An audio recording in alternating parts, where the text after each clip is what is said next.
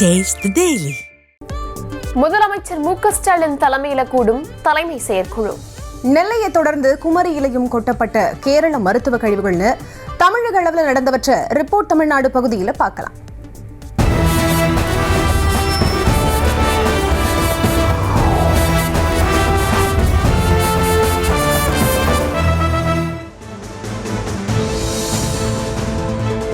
சென்னை அண்ணா அறிவாலயத்தில் முதலமைச்சர் மு.க.ஸ்டாலின் தலைமையில் இன்று திமுக தலைமை செயற்குழு கூட்டம் நடைபெறவுள்ளது. இதில் 2026ஆம் ஆண்டு நடைபெறவுள்ள சட்டமன்ற தேர்தலில் 200க்கும் மேற்பட்ட தொகுதிகளை கைப்பற்றி மீண்டும் திமுக ஆட்சி அமைய கட்சி நிர்வாகிகள் மற்றும் தொண்டர்கள் அயராது உழைக்க வேண்டும் என்பது உட்பட பல்வேறு தீர்மானங்கள் நிறைவேற்றப்படும் என்று கூறப்பட்டுள்ளது. திமுக செயற்குழு கூட்டம் தொடர்பாக சென்னை அண்ணா அறிவாலயத்தில் முதலமைச்சர் நேற்று ஆலோசனை மேற்கொண்டார் என்பது குறிப்பிடத்தக்கது. தானும் ஒரு பெருமையான கிறிஸ்தவன் என்று சொன்னதால் சங்கிகளுக்கெல்லாம் பயத்தறிச்சல் ஏற்படுவதாக துணை முதலமைச்சர் உதயநிதி ஸ்டாலின் தெரிவித்திருக்கிறார். சென்னை பிராட்வேயில் திமுக சார்பாக கிறிஸ்துமஸ் நலத்திட்ட உதவிகளை வழங்கிய அவர் தன்னை இந்து என்று நினைத்தால் இந்து, கிறிஸ்தவன் என்று நினைத்தால் கிறிஸ்தவன், முஸ்லிம் என்று நினைத்தால் முஸ்லிம் என்றும் குறிப்பிட்டார். மேலும் தான் அனைவருக்கும் பொதுவானவன் என்று கூறினார். மதத்தை வைத்து அரசியல் ஆதாயம் தேடுவோர் மக்கள் மத்தியில் பொய்யை சொல்லி வெறுப்பை பரப்புவார்கள் என்றும் அவர்கள் உண்மையை பேச மாட்டார்கள் என்றும் துணை முதலமைச்சர் உதயநிதி ஸ்டாலின் தெரிவித்திருக்கிறார். நானும் ஒரு பெருமையான கிறிஸ்டியன் அப்படின்னு சொல்லிக்கலாம், நான் பெருமைப்படுறேன் அப்படின்னு சொல்லிட்டு சொன்ன உடனே சங்கிகளுக்கெல்லாம் பயங்கர வைத்தறிச்சல். அது எப்படி ஒரு கிறிஸ்டியன் இவர் சொல்லிக்கலாம் அப்படின்னு நான் சொன்னேன். நான் கிறிஸ்டின் நினைச்சா நான் கிறிஸ்டியன், நான் ஹிந்து நினைச்சா நீங்க இந்து, நீங்க முஸ்லீம் நினைச்சா நான் முஸ்லீம், இப்படி அனைத்து மக்களுக்கும் அனைவருக்கும் பொதுவானவன் நான் அப்படின்னு நான் அந்த மேடையிலே சொன்னேன்.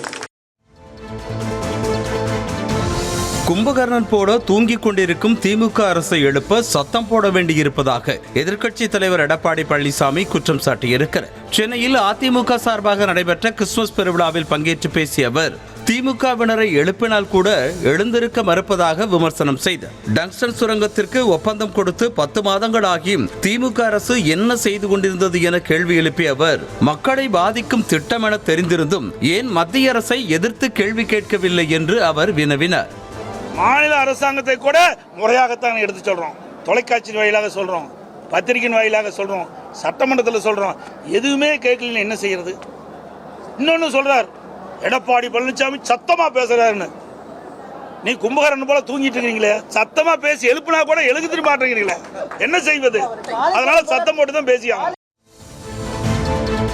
மேற்கு வங்கக்கடலில் மையம் கொண்டிருந்த காற்றழுத்த தாழ்வு மண்டலம் வலுவிழந்ததாக சென்னை வானிலை ஆய்வு மையம் தெரிவித்திருக்கிறது. மத்திய மேற்கு வங்கக்கடலில் மையம் கொண்டிருந்த காற்றழுத்த தாழ்வு மண்டலம் கிழக்கு வடகிழக்கு திசையில் நகர்ந்து ஆழ்ந்த காற்றழுத்த தாழ்வு பகுதியாக வலுவிழந்திருப்பதாகவும் இது அடுத்த 24 மணி நேரத்தில் ஆழ்ந்த காற்றழுத்த தாழ்வு பகுதியாக அதே பகுதியில் நீடிக்கக்கூடும் என்றும் வானிலை மையம் தெரிவித்துள்ளது. இதன் காரணமாக தமிழ்நாட்டில் ஓரிரு இடங்களிலும் புதுவை மற்றும் காரைக்கால் பகுதிகளிலும் லேசானது முதல் மிதமான மழை பெய்யக்கூடும் என்றும் அதிகாலை வேளையில் ஓரிரு இடங்களில் லேசான பனிமூட்டம் காணப்படும் என்றும் தெரிவிக்கப்பட்டுள்ளது. போக்குவரத்து துறையில் வேலை வாங்கி தருவதாக கூறி பண மோசடி செய்ததாக தொடரப்பட்ட வழக்கில் அமைச்சர் செந்தில் பாலாஜிக்கு வழங்கிய ஜாமீன் உத்தரவை மறு ஆய்வு செய்ய கோரிய மனுவை தள்ளுபடி செய்து உச்சநீதிமன்றம் உத்தரவிட்டுள்ளது. செந்தில் பாலாஜியின் ஜாமீன் உத்தரவை மறு ஆய்வு செய்ய கோரி ஒய் பாலாஜி என்பவர் தாக்கல் செய்த மனுவை விசாரித்த உச்சநீதிமன்ற நீதிபதி அபய் எஸ் ஓகா தலைமையிலான அமர்வு ஜாமீன் உத்தரவில் மறு ஆய்வு செய்ய எந்த அடிப்படை முகாந்திரமும் காணப்படவில்லை என்று தெரிவித்தது. மேலும் ஏற்கனவே ஜாமீனை ரத்து செய்ய கோரிய இடையீட்டு மனு விசாரணையில் உள்ளதை சுட்டிக்காட்டி மறு ஆய்வு மனுவை தள்ளுபடி செய்து உச்சநீதிமன்றம் உத்தரவிட்டது. கன்னியாகுமரி மாவட்டம் நாகர்கோவில் அருகே காடேற்றி பகுதியில் கேரள மருத்துவ கழிவுகள் கொட்டப்பட்டிருக்கும் சம்பவம் பரபரப்பை ஏற்படுத்தியுள்ளது. பறக்கைக்குளம் அருகே மக்கள் நடமாட்டம் உள்ள சாலையோரத்தில் கேரள மருத்துவமனையின் மருத்துவ கழிவுகள் கொட்டப்பட்டுள்ளன. மூட்டை மூட்டையாக கொட்டப்பட்டுள்ள இந்த மருத்துவ கழிவுகளில் திருவனந்தபுரத்தில் உள்ள கிம்ஸ் மருத்துவமனை பில்களும் கலந்திருப்பது தெரிய வந்திருக்கிறது. தகவல் அறிந்து சம்பவ இடத்திற்கு சென்ற மாவட்ட சுகாதாரத்துறையினர் மருத்துவ கழிவுகளை அகற்றி அந்த பகுதியில் ப்ளீச்சிங் பவுடர் தெளித்தனர். மேலும் மருத்துவ கழிவுகள் கொட்டப்பட்ட சம்பவம் தொடர்பாக சுகாதாரத்துறை அதிகாரிகளிடம் மாவட்ட ஆட்சியர் அழகு மீனா விளக்கம் கேட்டிருக்கிறார். தென்காசி மாவட்டம் சங்கரன்கோவிலில் பள்ளி மாணவிக்கு பாலியல் தொல்லை கொடுத்த தமிழக வெற்றிக் கழக உறுப்பினரை போலீசார் போக்சோ சட்டத்தில் கைது செய்தனர். சங்கரன்கோவிலைச் சேர்ந்த அல்லமீன் என்பவர் பள்ளி மாணவிக்கு தொடர்ந்து பாலியல் தொல்லை கொடுத்து வந்ததாக பெற்றோர் போலீசில் புகார் அளித்தனர். இதனையடுத்து தலைமறைவான அல்லமீனை தனிப்படை அமைத்து கடந்த ஒரு மாதமாக தேடி வந்த போலீசார் வெள்ளிக்கிழமை கைது செய்தனர். மருத்துவ பரிசோதனைக்காக சங்கரன்கோவில் அரசு மருத்துவமனைக்கு அழைத்து வந்த போலீசார் செய்தியாளர்கள் படம் பிடிக்காதவாறு தனியார் வாகனத்தில் அழைத்து சென்றனர். இதற்கிடையே அல்லமீன் கடந்த மாதமே கட்சியில் இருந்து நீக்கப்பட்டதாகவும் எந்த பொறுப்பிலும் இல்லை எனவும் தவேக மாவட்ட இளைஞரணி தலைவர் தெரிவித்திருக்கிறார்.